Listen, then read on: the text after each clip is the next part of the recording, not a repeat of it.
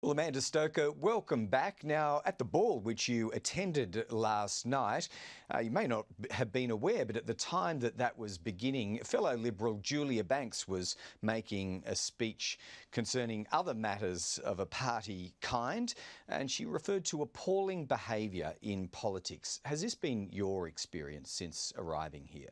It hasn't been my experience so far. I know a lot of colleagues felt the intensity of the pressure of the last couple of weeks, but I didn't see any examples of people behaving badly. Is that because you were a relatively early convert, if that's the word, to the Dutton cause? There was no need to work on your vote. It came fairly quickly. Look, that's a possibility. I can only speak to what my own experience was.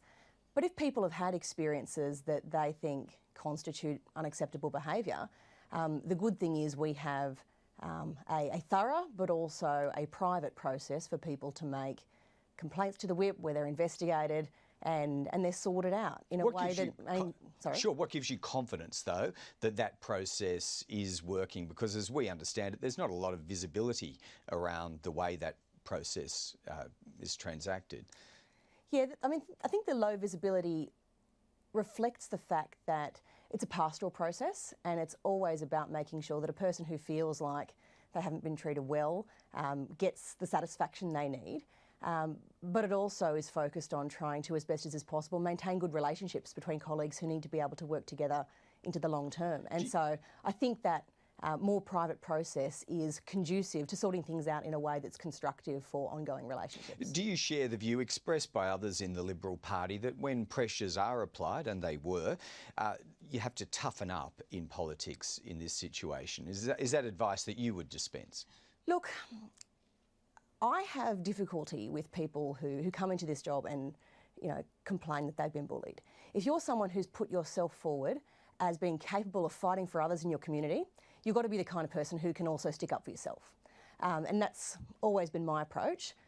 So this call out, the idea that you do have to call out behaviour when it crosses a line, you don't necessarily support that? Well, look, I'd call it out in the conversation. If I'm having a conversation with somebody who's behaving badly, I'd call them out face to face there and then.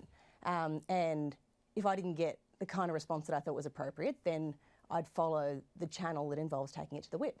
And I have no problem with doing that, and I think that we all need to be prepared to have the kind of robust conversations that are necessary to do the difficult job we are asked to do in this building. Can I take you to another suggestion made by Julia Banks, but she's not alone, and it's around the idea of quotas. And now, first principles, do you think the Liberal Party needs more women in this place? I think women make a great contribution to politics, and I'd love to see more female colleagues on the Liberal side of things. And okay, so how to get there? Quotas. That's right. Would they work? The question is how. I don't support quotas. I don't think that's the right way to do it.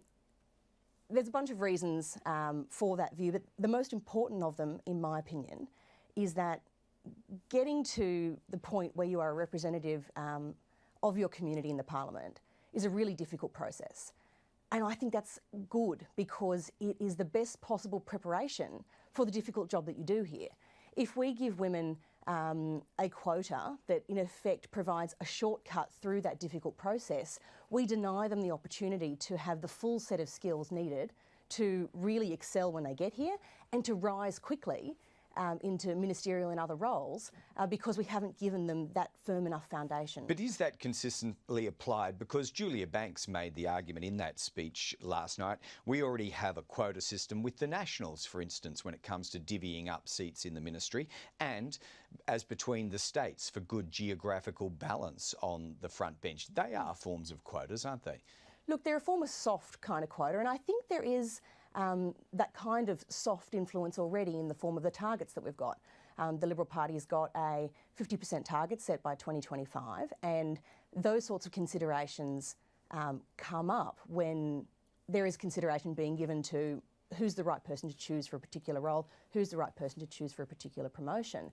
Those soft influences, I think, are a positive thing, but a firm quota, I think, just denies women the opportunity to develop the quality skill set they need to be able to knock it out of the park once they get here. So you actually have confidence, do you, that organically you can reach that 50% target?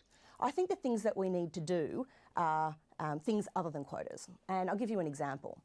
I've observed in my involvement in the party that the men are really good at forming relationships of trust and support, mentoring and sponsorship type relationships that mean that when they want to step up and take, the next leap into a political career, they've got a really strong network of people to back them, to educate them on what's, the real things that need to be done to get over the line. And women don't always have those relationships.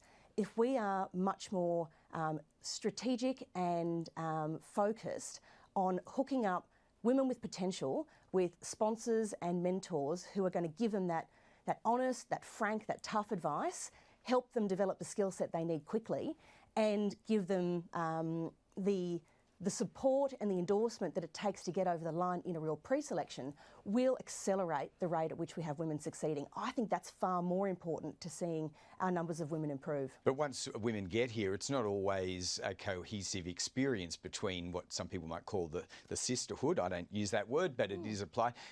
Julie Bishop has had that experience in the last few weeks. Yeah, and I think it's something I hear women say throughout the business world, in the community, even in their friendship circles, that oftentimes women are pretty hard on other women, and that if women want to see more of their fellow women in roles where they're succeeding and leading, then we need to be more prepared to get behind and back other women. And does that take behavioural change around this place? Because it hasn't been evident really in the last few weeks. What's going to change the culture of this place so that you can do exactly what you're talking about? I think it takes effort. I think there needs to be a real effort applied by colleagues to build relationships with people who might not otherwise be natural friends, and to find ways in which they can respect and support the skills and the talents that they bring to the role. But I think that is the same kind of cultural change we're asking our organisations to do when we say we need to be better at mentoring and sponsoring. We need to be a lot more deliberate and strategic about affecting the cultural change that's needed to be able to get to these outcomes. Okay. Can I ask about your own decision? It's on the record that you did support Peter Dutton. Why? Well, I felt as though the feedback I was getting in Queensland was that we had a few policies that were a pretty serious frustration for the people in our state, and I wasn't finding that we were getting traction with resolving those issues, and I needed to see that we were going to have a proactive plan for dealing with it. The Longman by-election, that sent a shudder through the LNP, did it?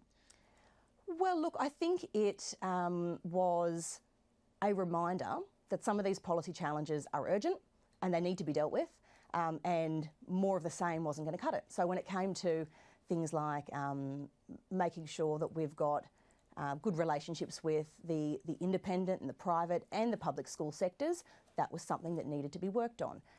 And we had a problem with energy policy, which was causing some frustration. Yeah.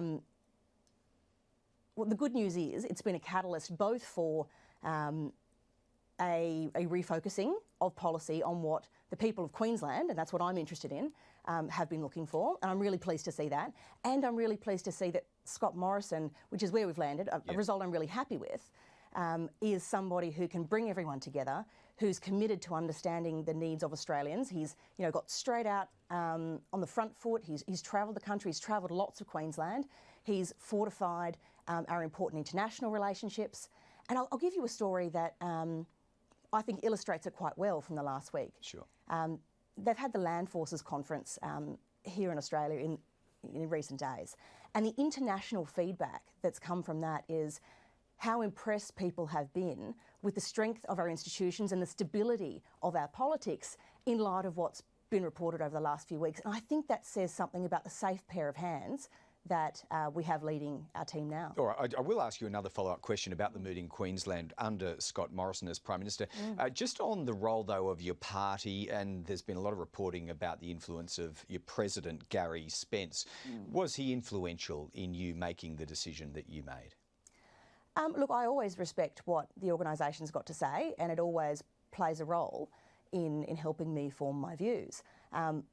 It just so happened that our views aligned on this occasion. Fair enough. Okay, so the mood in Queensland with Scott Morrison as Prime Minister, what are you picking up? Is it instantly, I know some people have suggested it has, instantly for the better as far as you're observing? I'm observing a huge change. People, I think, really connect with his sort of warm and kind of everyman style, and I think they see him as someone who's listening and someone who's focused on the practical concerns that ordinary families are facing. That he's interested in making sure that there's reward for effort, that people who have a go get a go. Not reflected in news poll, not that it's the only touchstone of truth on things political in Australia, but the early readouts haven't been solid numerically. Look, it is very early days, and I'd expect all of that to improve. But even in those early polls, I think he performed well on the preferred Prime Minister measure. And to be performing well on that measure at such an early stage, I think bodes well for what's ahead. All right. Well, Amanda Stoker, I know it's been a difficult few weeks for everyone concerned, but for your frank reflections, thanks so much for joining us today. Thank you very much.